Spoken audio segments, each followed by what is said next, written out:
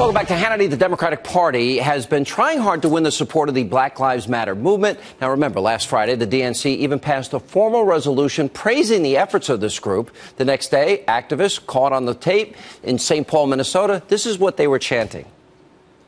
Pigs in a blanket, fry like bacon. Pigs in a blanket, fry like bacon. Pigs in a blanket, fry like bacon. Pigs in a blanket, fry like bacon. Pigs in a blanket, fry like bacon. Pigs in a blanket, fry like bacon. Now, in the wake of the police killings in recent days, isn't it time for all politicians to distance themselves from the anti-police rhetoric, stand up for law enforcement? Here with reaction, 2016 presidential candidate, Wisconsin Governor Scott Walker is with us. Governor, I'm going to put on the screen. These are the words of praise that the Democratic Party, the DNC, gave for the Black Lives Matter movement. The DNC joins with Americans across the country in affirming Black Lives Matter and the Say Your Name efforts to make visible the pain of our fellow sister Americans as they condemn extrajudicial killings of unarmed African-American men, women, and children. They praised them. They said this the next day. They've said other outrageous things. Why is the Democratic Party aligning with this? I don't get it, but we should speak out whether you're a Republican or Democrat or anywhere in between. Anyone who's involved in police violence, we need to speak out about that once and for all. I'm here in San Antonio, Texas. Earlier today, I spoke out about the cold-blooded assassination of a deputy sheriff in Harris County over outside of Houston. You look at Darren Goforth, he now has a widow and 2 children because all he was doing was pumping gas into his squad car, and someone came up and put 15 shots into him. Why? As the sheriff said, largely they suspect because he was wearing the uniform of law enforcement. That is outrageous. That's not the America I grew up in, and I don't think that's the America we want our children to grow up in. We need to speak out about anything like that, and we need to stand up and protect the men and women who protect us every single day. I'll stand up for the law enforcement officials, the police officers, the sheriff deputies, and the troopers anytime they're under attack. We have a mutual friend, Governor, and that's Sheriff Clark. He's been on the program often. I know he's a big supporter of yours. You know, in the last year they had one of the lowest annual homicide rates in their city's history, and they recorded 84 murders so far this year, more than double the 41 at this point last year. Do you think this is related to what happened with Michael Brown and Darren Wilson and Freddie Gray in Baltimore? Are cops afraid to do their jobs?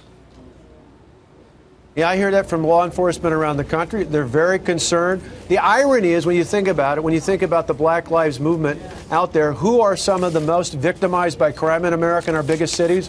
They're African Americans. They're some of the very people that need our help the most from law enforcement. The overwhelming majority of law enforcement in this country are standing up and doing the right thing. They're putting their lives on the line every single day. And yeah, if somebody does something wrong, we should call them out and hold them accountable. That's why I'm proud of my state. I'm the first governor in America who signed a law that said if there's a death of a suspect in police custody, there needs to be an independent investigation. Why? Because it protects not just the public, it protects the police officer, because overwhelmingly they're doing their job, and we want to make sure the public knows that, so we don't see this kind of nonsense where they're targeting police officers, sheriff deputies, or anybody else who wears the uniform and the badge. What do you say to President Obama? He was so quick to jump in, the Cambridge Police Act that stupidly, Trayvon Martin, Michael Brown, etc. He's been virtually silent here. And we've got a war against cops. We've got assassinations now of cops filling their cars with gasoline. Why isn't he weighing in on this?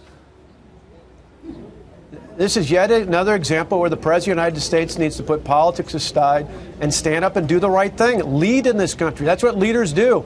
I knew that as a county executive. I knew that as a governor, as a chief executive. You got to stand up and lead on behalf of everyone in your jurisdiction, whether they voted for you or not. And now more than ever, America is crying out for leadership from their president to stand up and call out what's going on here. We need to stand up for law enforcement, and we need to make sure that they protect people and are trained right so they continue to protect people in every community across the country.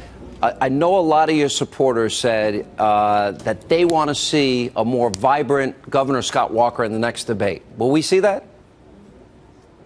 Absolutely. If somebody wants to see somebody that's going to go out and wreak havoc on Washington, I'm going to lay that out there in the next debate and every chance I get, because we wreaked havoc against the status quo in my state capital in Madison. If somebody wants, if you're a voter out there and you want someone who's going to wreak havoc on the special interest in Washington, on the big government union bosses, on the Democrats, and even on our own party, if that's what it takes to move this country forward, I'm not going to back down. I wasn't intimidated in my state capital. I'm not going to be intimidated in our nation's capital either. All right, Governor, I can hear a big crowd in the background waiting for you. Thank you so much for taking time to be with us. Appreciate it. They sent me, look what they gave me right before I went on air. Pretty good here, huh? What is that? Little right. Brisket. I'm at Bill Miller's barbecue in San Antonio, eating up. It sounds like a fun event. I love barbecue. I love ribs. I love brisket. Thank you for whetting my appetite here.